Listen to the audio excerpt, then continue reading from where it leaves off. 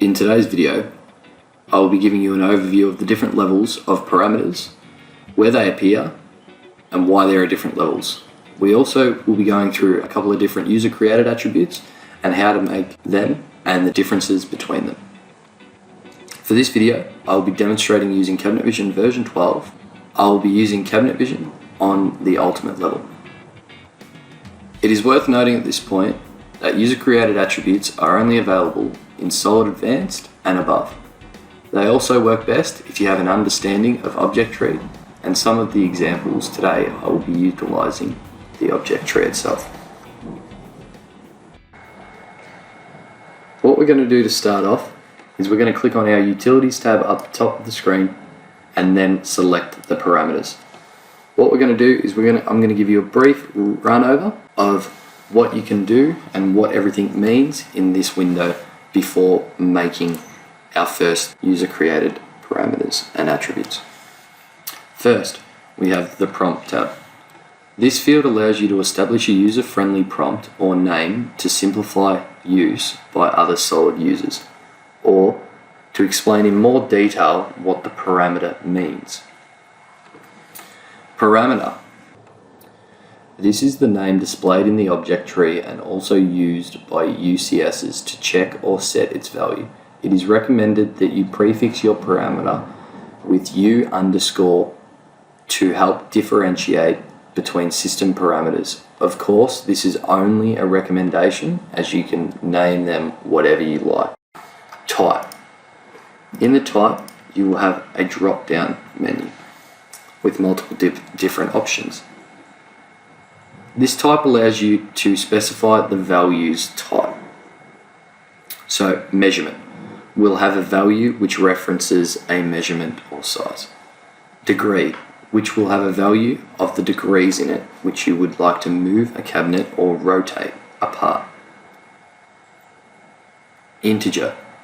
Integer is a solid number more common in CV used for choices in a list with different options, which I will be going through later on in this video. Boolean is a true, false, yes, no. Decimal is a number with a decimal in it, decimal place.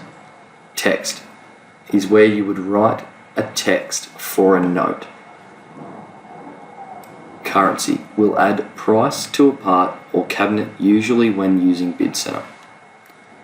And then value. In value, this is the default value for the parameter. Class. You have multiple different classes here.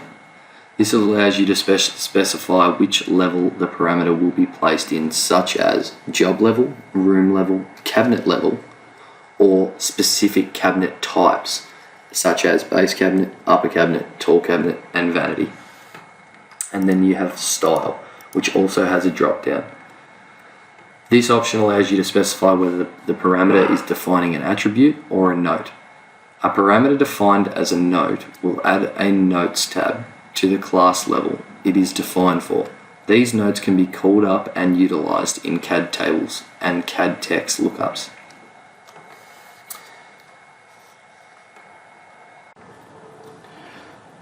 What I'm going to start off by showing you is adding two different types of parameters in from the splash screen before we go into the job. One is going to be a cabinet note, which is going to be a note that is referenced using CAD at a cabinet level. Then we are going to make an attribute that will be referencing a question in our construction method to be able to change our kick height with an attribute at room level. First, we're going to go into Utilities and then Parameters. Then for our prompt, for our cabinet note, we are going to be writing cabinet note. Our parameter is going to be U underscore C note. Our type is going to be a text. The value is going to be cabinet note. The class is going to be cabinet level, and the style is going to be a note. Second one is going to be our toe height. our parameter is going to be a system parameter, which is TOH. That is why I won't put a U underscore before it, because it is already a system parameter. It's going to be a measurement. I'm going to show you where to get the value in a minute. It's going to be at room level, because if you've got a job with multiple different rooms in it, it could have multiple different kickboard heights, and then it's going to be an attribute. So to find the value for this one, as we'll be referencing a question in the construction method, we're going to have to go to the construction method, go to our assembly, go to exterior case, toe kick, and find the question hashtag 238, which references the toe height. So we're going to jot 238 down, go back to our utilities, parameters, and in value we are going to put underscore CV colon 238. So now when we open a job,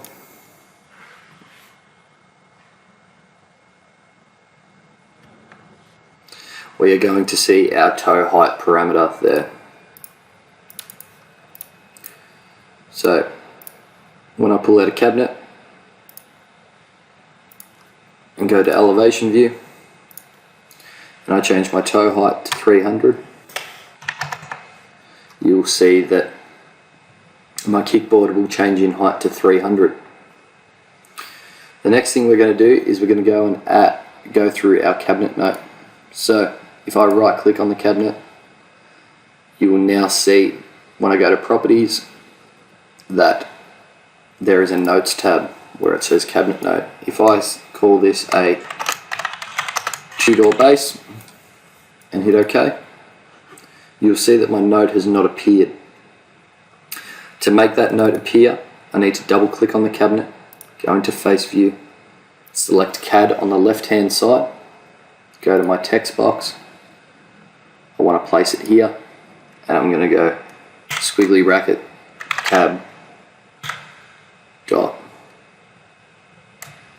u underscore c note close squiggly bracket. Hit OK, and that is going to reference our cabinet notes. So now when I hit return and return again, you will see that I still can't see it in elevation view. The way to fix that is by making sure that you've selected on the cabinet, right clicking, properties, and then selecting show elevation CAD. Now you can see that we can see the 2-door base note that I applied before on the front. Another way we can do this, instead of right clicking on the cabinet, going to properties and finding notes, is we can turn that cabinet note into an attribute by going up to our object tree, then finding the cabinet, going to u underscore c note, hitting edit, and then where it says style up the top right, we can change it to attribute, hit OK, and then OK again. And now when we select on the cabinet, we now have the attribute, the cabinet note attribute there. That we can change on the left. So completely up to you if you want to add note or an attribute, but there are the two ways of doing it.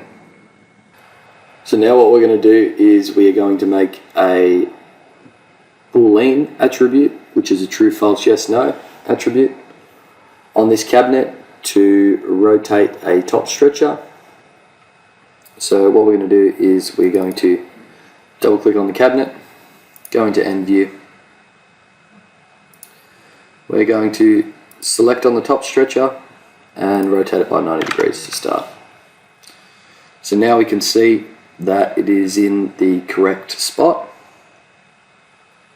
in the vertical, and it needs to drop down. So first what we need to do is we need to go to our object tree, and on our cabinet level we want to make an attribute. We want to make a boolean attribute, and we want to call it u underscore rotate top stretcher, and then the description rotate TS,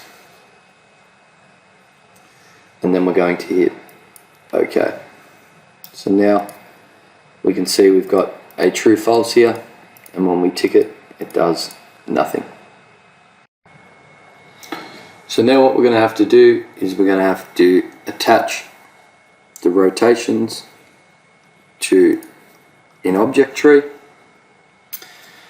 and add a few equations in to make sure that when it's false it is horizontal, and when it is true it's vertical. So what we're going to do is we're going to open up object tree, go into case top stretcher, and then we're just going to add some simple equations in. So what we're going to do is go in here. We're going to do an if statement. So if u underscore RTS equals 1, then we want it to be minus 180.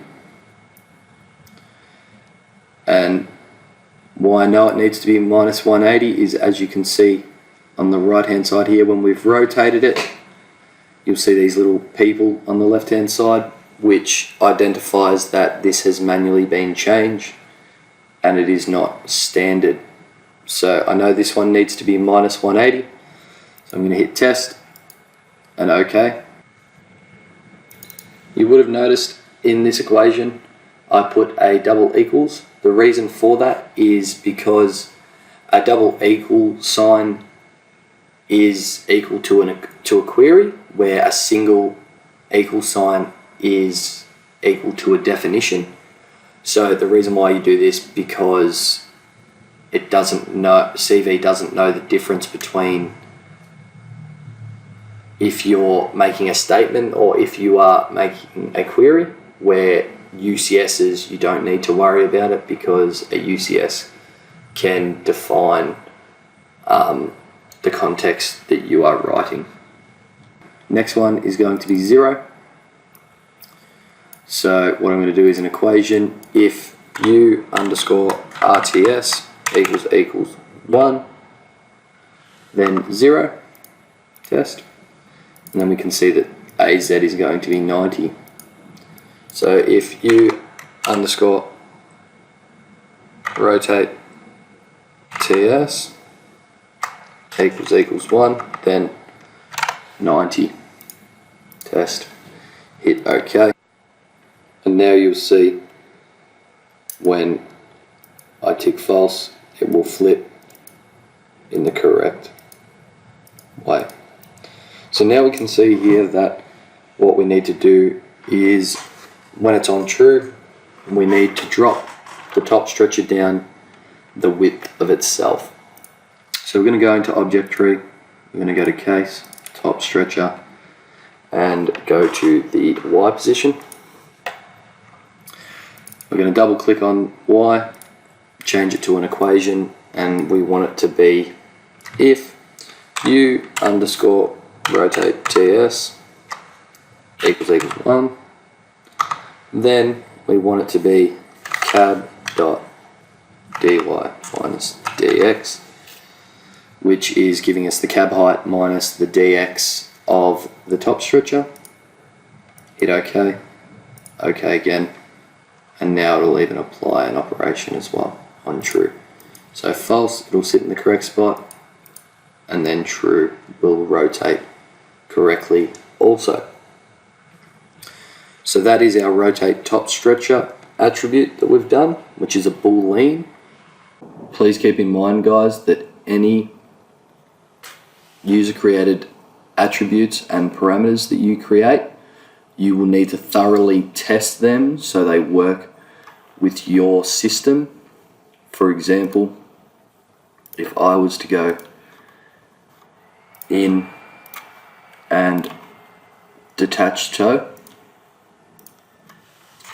and then delete it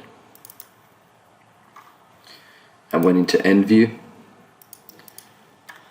when I hit false, you will now see that my top stretcher has lifted the height of the kickboard. So for this, what I'm going to have to do is go in and add an equation in here, delete this one, then we will need to add a new if statement, so u underscore RTS equals 0, which means false. Then we want it to be cab.case.dy, which is the height, minus TOEH, which is the toe. And now you will see when I rotate it without a kickboard, it will still work correctly. So just making sure, guys, that you are always thoroughly testing all attributes and user created parameters that you guys make, seeing everyone's construction method and or system itself is set up differently. So mine may have one equation in it where your system may be built completely different and may need a different equation. So just keep in mind, guys, that these are all examples and you guys may not have the same construction method, for example, as what I am using in this video.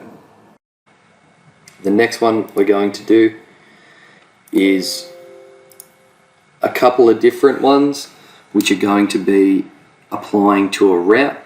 So we're going to have an integer which is going to have more than one option, which is going to have a left and a right, and then we're going to have two attributes that are going to be cut out width and cut out length. So what we're going to do is we're going to attach these ones to a part level. So we're going to select on the deck, and then we are going to go to object tree. We're going to go to case, deck, and because we want them to be attached at a part level, we want to make sure that we're selected on deck when making these. So what we're going to do is we're going to make an integer attribute, which is going to be u underscore LOR, which is going to be left or right. Description is going to be left or right. And we're going to add some choices. So first choice is going to be left with a value of 1. We're going to add another one, which is going to be right with a value of 2. And then we're going to hit OK. So now when we go out, when we select on the deck, we've got left and right drop down. So now what we're going to do is we're going to add our cutout width and our cutout length. We're going to go back to the case, deck, and then we're going to make a measurement attribute u underscore cut out length, and then it's going to be cut out length with a value of 150. And then we're going to make the same again, u underscore cut out width this time,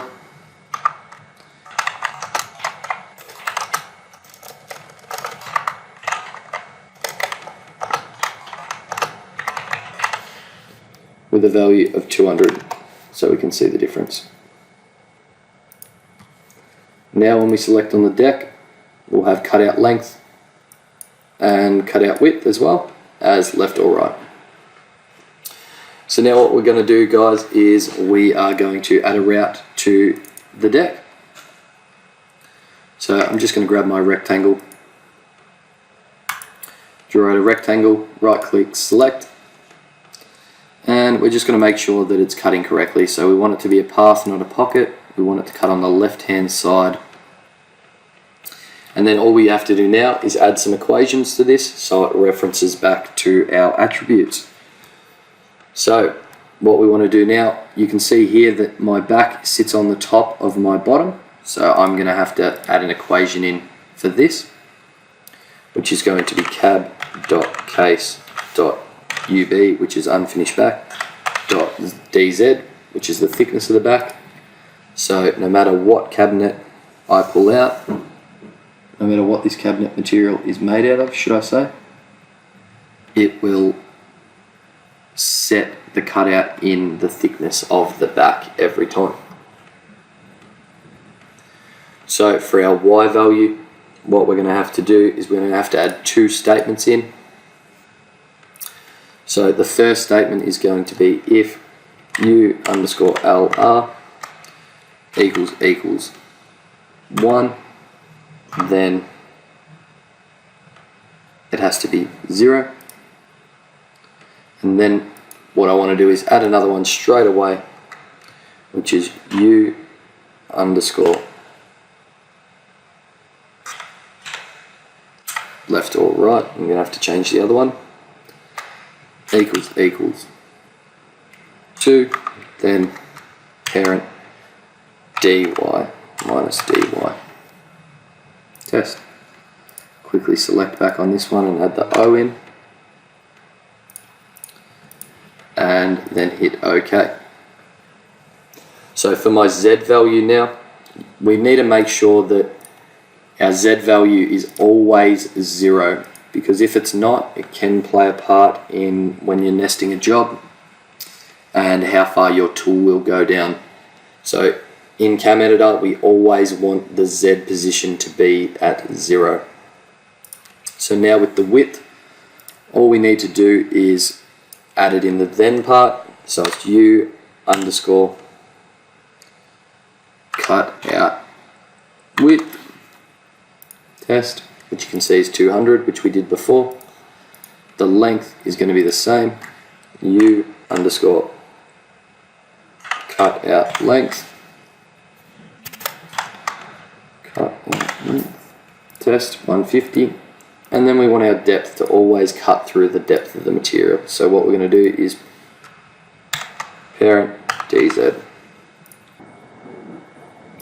So now what we're going to do is we're going to test out to see if all of our attributes are working correctly. So we're going to select on our deck, cutout width 500, cutout length cutout width 300. So we can see that they are the opposite way. So what we need to do is now go back in to Cam Editor and change them around. Cut out length, and then we need these ones at cut out width.